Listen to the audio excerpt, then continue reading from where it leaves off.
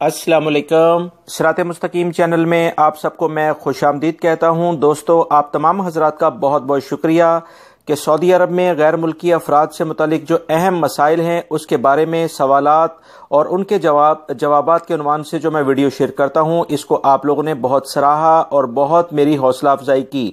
इसी सिलसिले में मैं आपसे सिर्फ रिक्वेस्ट करूंगा कि मुझे व्हाट्सएप पर कॉल ना करें, सिर्फ और सिर्फ मैसेज करें, वॉइस मैसेज करें, लिख के करें, वो तमाम मैं इंशाल्लाह पढ़ता हूं। आप तमाम हजरात ने बहुत सारे आज भी सवालात भेजे जिनके अब मैं मरहलावार जो जवाबात होंगे वो मैं दूंगा। याद रखिएगा, जो मिलते जुलते सवालात होंगे उनका जवाब मुश्तरका तौर पर यानी कंबाइन करके दे दिया जाएगा ताकि दूसरे तमाम लोगों को भी सवालात के जो जवाब हैं वो मिल सकें।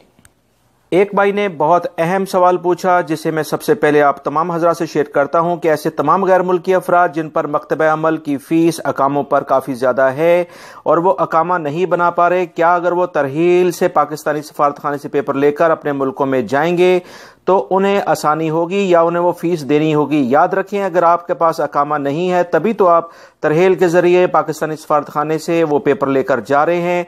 इस तमाम सूरत हाल में मकतब अमल की फीस आपको अदा नहीं करनी पड़ेगी, जो अभी तक की इतलात हैं। और मजीद याद रखें, अगर आपके ऊपर कोई गरामे हैं यानी कि जुर्माने हैं, ट्रैफिक के वायलेशंस या कुछ और इश्यूज हैं, तो वो हो सकता है कि आपको लाजमी अदा करने पड़े जाने से पहले।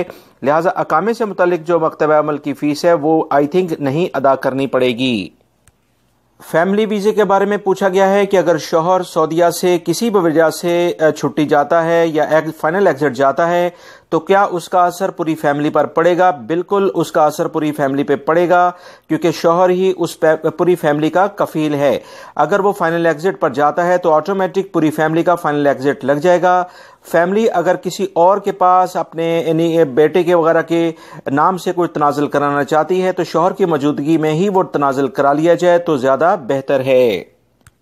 एक और भाई ने पूछा है कि कफील के पास पाकिस्तानी शनाख्ती कार्ड और पासपोर्ट वगैरह उसने सब ले लिया और हम किसी भी तरीके से पाकिस्तान वापस चले गए, क्या हम ये चीज़ें उनसे वापस ले सकते हैं? याद रखें, मुझे हैरानगी है कि आप ये चीज़ें लिए बगैर आप पाकिस्तान कैसे चले गए। खैर, हम इस टॉपिक पर डिस्कस नहीं करेंगे। अगर आप चले गए हैं तो पाकिस्तान से अपना पासपोर्ट और शनाख्ती कार्ड वहीं से बनवा लें और इसको मंगवाने की ज़रूरत नहीं है। एक और भाई ने पूछा कि 2011 में वो आउट पास लेकर सऊदी अरब से गए थे, जो कि कानूनी तौर पर सही था। उस वक्त आउट पास बिल्कुल कानून के मुताबिक मिलता था। ऐसे तमाम अफराद सऊदी अरब में वर्क वीज़े पर काफ़ी आए हैं और आ भी सकते हैं।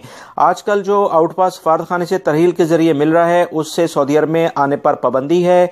वो तमाम अफराद सऊदी अरब में नहीं आ सकते हैं। इस बारे में भी बहुत सारे अफराद ने दोबारा से सवालात किए हैं।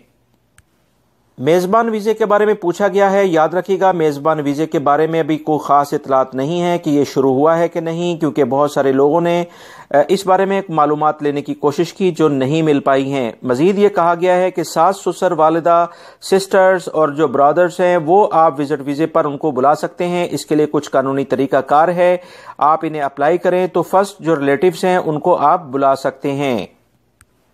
पाकिस्तान में सऊदी अरब का वीज़ा कितने दिन में लगता है? याद रखें, अगर आपका पाकिस्तान में वीज़ा बिल्कुल सही है, उसमें कोई प्रॉब्लम नहीं है, तो 10 से 15 दिन या मैक्सिमम 20 दिन में वीज़ा स्टैंप हो जाता है। और भाई ने पूछा है कि छुट्टी आया था मगर वापस नहीं गया जबकि अकामा भी बाकी था। तो दोस्तों, ये अकामा अगर आप छुट्टी आने के बाद वापस नहीं गए तो वीज़ा ख़त्म होने के साथ अकामे की कोई हैसियत बाकी नहीं रह जाती है। अक्सर एजेंट इस बारे में लोगों को धोखा देते हैं कि आप दोबारा से किसी वीज़े पर चले जाएं और इसी अकामे को यूज़ कर लें। ये सादा लोगों को बेवकूफ़ बनाना की बातें हैं। अकामा हर वीज़े के लिहाज से अलग बनता है। ये आप तमाम हजरात जो आने वाले हैं या जो मौजूद हैं वो उनको अच्छे तरीके से पता होना चाहिए। एक और भाई ने पूछा कि उम्रे के वीज़े पर अब फिंगरप्रिंट नहीं हो रहे हैं, वो यहाँ से तरहील के जरिए गए थे, उनके फिंगरप्रिंट हुए थे, क्या वो उम्रे के वीज़े पर आ सकते हैं?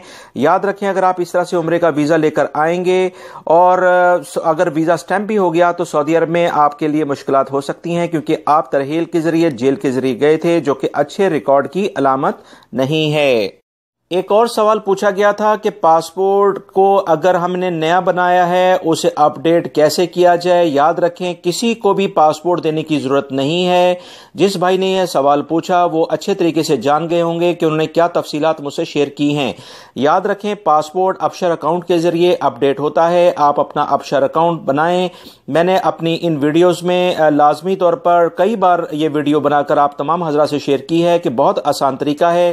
ابشر اکاؤنٹ بنائیں، اسے اپ ڈیٹ کریں، اور پاسپورٹ کو اپ ڈیٹ کروانا جوازات کے ریکارڈ میں آپ کی کمپنی اور کفیل کی ذمہ داری ہے، نہ کہ آپ کسی کو پیسے دے کر اسے اپ ڈیٹ کرانے کی کوشش کریں۔ کچھ بھائیوں نے بہت اہم سوال پوچھا کہ وہ سعودیہ میں آئے ہوئے انہیں 5 مہینے ہو گئے مگر کمپنی نے کفیل نے اقامہ اور میڈیکل کارڈ ابھی تک نہیں بنائے ہیں، اب ہم کیا کریں؟ یہ ایک چائنیز کمپنی ہے۔ یاد رکھیں سعودی عرب میں آئے ہوئے اگر آپ کو 90 دن یعنی کہ جو پاسپورٹ ویزے کے اوپر لکھا ہوتا ہے 90 دن سے زیادہ ہو جاتے ہیں تو فوری طور پر مکتبہ عمل جوازات یا جوازات کے آفس جائیں اور اپنی تمام صورتحال ان کو بتائیں تاکہ وہ یا تو آپ کو فائنل ایگزٹ واپس آپ کے ملکوں میں بھیج دیں یا کسی بھی دوسرے کفیل کے پاس آپ کو آسانی سے ٹرانسفر دے سکتے ہیں۔ اس طرح سے غیر قانونی طور پر مملکت میں رہنا کسی صورت میں بھی قوانین کے لحاظ سے صحیح نہیں ہے، لہٰذا قوانین کا احترام تمام غیر ملکیوں کو ہر صورت میں کرنا چاہیے، مگر وہ اسی صورت میں کریں گے اگر انہیں معلومات ہوں گی۔ جو میں آپ سے معلومات شیئر کر رہا ہوں اس کو اپنے دوسرے دوستوں سے بھی شیئر کر دیا کریں۔ ایک بھائی نے پوچھا ہے کہ وہ گھریلو ڈرائیور یعنی سائق خاص ہیں، اس کا کفیل اقامہ نہیں بنا رہا اور وہ کسی اور کفیل کے پاس ٹرانسفر لینا چاہتے ہیں، تو ایسا کیا ممکن ہے؟ یاد رکھیں اگر آپ کا کفیل آپ کا اقامہ نہیں بنا رہا تو اسے لازمی طور پر فائنل ایگزٹ یا حروب لگانا ہوگا۔ اگر وہ یہ دونوں کام نہیں کرتا بلکہ اقامہ نہیں بناتا تو اس کے بعد اسے آپ مکتبہ عمل میں جا کر یہ تمام صورتحال کا ذکر کریں، امید ہے کہ وہ آپ کو دوسرے کفیل کے پاس ٹرانسفر دے دیں گے۔ ایک اور بھائی نے بہت اہم سوال پوچھا جو کہ بہت سارے غیر ملکی افراد کے ساتھ بھی یہ مسئلے ہوتے ہیں کہ مجھے جس کام پر سعودی عرب میں لایا گیا تھا نہ تو وہ کام کرایا جا رہا ہے نہ وہ تنخواہ دی جا رہی ہے، اوور ٹائم کا پرومس کیا گیا تھا، وعدہ کیا گیا تھا، وہ بھی نہیں دیا جا رہا۔ یاد رکھیں اگر یہ ساری باتیں فرضی آپ نے منہ زبانی یعنی کہ ہوا میں ہوئی ہیں تو اس بنا پر تو آپ کو یہ مشکلات فیس کرنی پڑیں گی۔ اگر کوئی لکھت پڑھت یعنی ایگریمنٹس وغیرہ آپ کا ہوا ہے تو اسے لے کر مکتبہ عمل میں جائیں تاکہ اسی بنا پر مکتبہ عمل آپ کے حق میں فیصلہ کر سکے اور آپ کو جس بات پر جس سیلری پر جس کام پر سعودی عرب میں لایا گیا ہے اسی لحاظ سے آپ سے کام کرایا جا سکے۔